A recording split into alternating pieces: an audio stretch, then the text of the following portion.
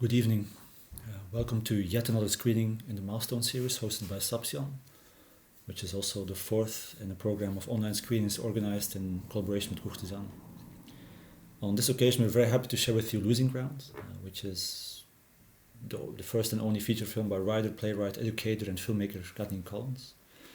And looking back at the other films in the series, it looks like we have a strange knack for debut films, for those films simmering with unfiltered passion and eagerness, infused with an unflinching desire to take on the world, to make a claim upon the world on one's own terms, seeking without yielding, unsparingly but never cynically, defiantly but always gracefully. Losing Ground is one of those debut films, which wears its heart on its sleeve, discovering it with all its flaws and imperfections, in all its vulnerability and vitality.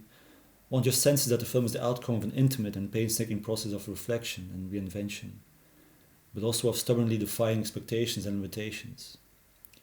Bursting with unbounded life, it utterly feels like the work of someone who, just like the film's protagonist, has decided to chafe at the ways prescribed paths would confine her, all the while realizing the fragility and loneliness that might come with that choice.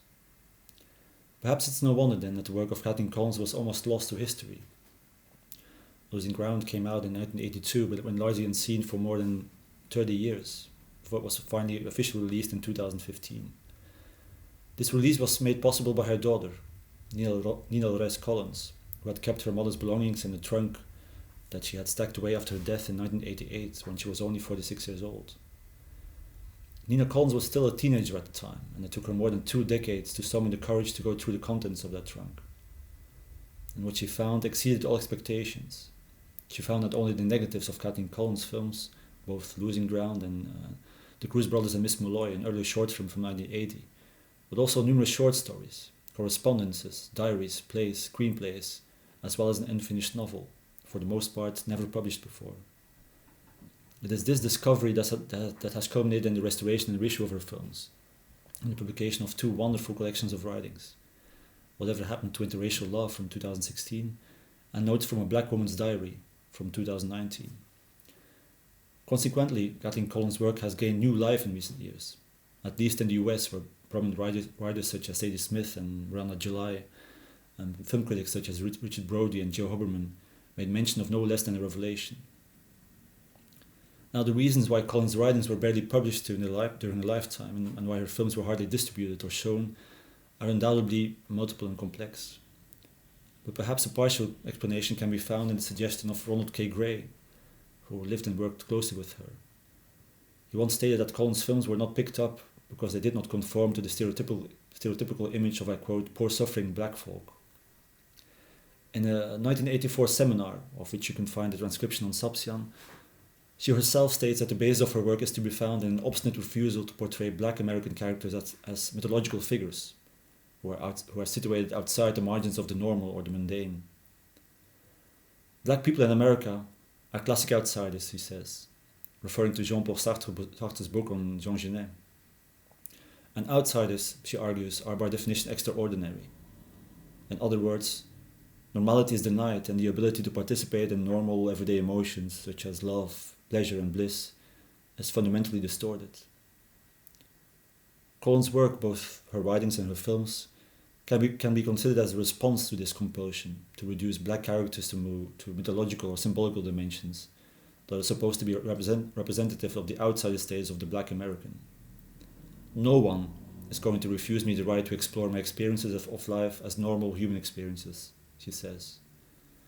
The film we will see tonight, Losing Ground, is eminently an expression of that right, that desire to give existence to characters with rich and complex emotional worlds, characters who are not bound to the extraordinary or the mythological, and who are not doomed to a hopeless or colorless life on the margins.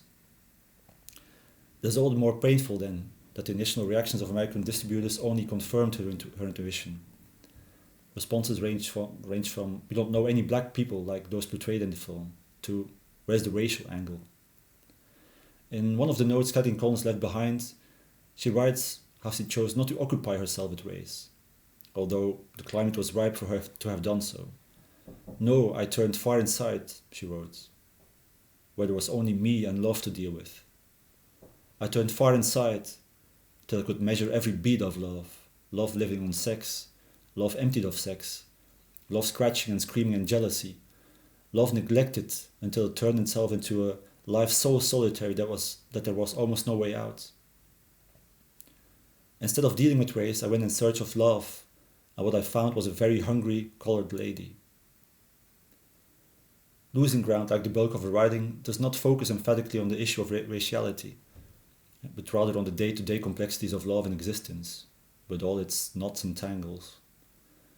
And her characters are not the stereotypical boys and girls in the hood, but primarily artists, intellectuals and bohemians, who talk their way through life, discussing art and representation, ecstasy and freedom, Jean-Paul Sartre and Orson Welles. If the combination of existential themes and talkative characters brings to mind certain examples of European and more specifically French cinema, that's no coincidence. After her studies in philosophy and religion, Collins went on to study French literature and cinema at the Sorbonne in Paris, where she developed a particular fondness for the films of Eric Rohmer, whom she once described as the only person who has ever influenced me cinematically. And there are indeed some parallels to be drawn between Losing Ground and Rohmer's films, in particular with Ma Nuit chez Maud. But the film makes itself felt first and foremost as a highly personal meditation on the emotional awakening of a woman caught up in a strained marriage, in which the main character portrays a possible version of the filmmaker herself. A woman trying to wrestle herself free from all possible ploys and obstacles, driven by an irrepressible urge for self-realization and fulfillment, that desire we all feel at one point or another, to fulfill the life inside of us in every way, leaving nothing untapped. I want magic, the main character says at one point in the film, and it's that magic she finally happens upon in the world of cinema. There's a moment during that particular seminar when Kathleen Collins is asked whether she has experienced any difficulty to not compromise her beliefs, to which she replies in a quote, "You are freer than you think. You're freer than you think because the screen that is around you is so thick that behind it you can do an awful lot of thinking, an awful lot of figuring out. It will take a long time for the world to even catch up with where your ideas are, because you're not being perceived as a thinking being."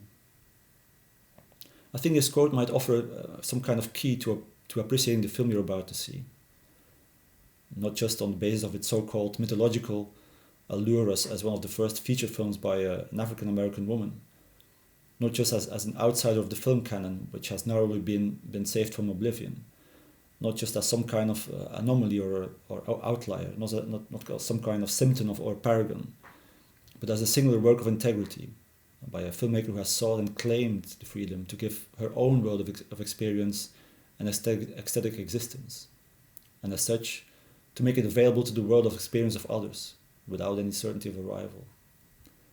Luckily, with time, the film has found the resonance it lacked for over 3 decades.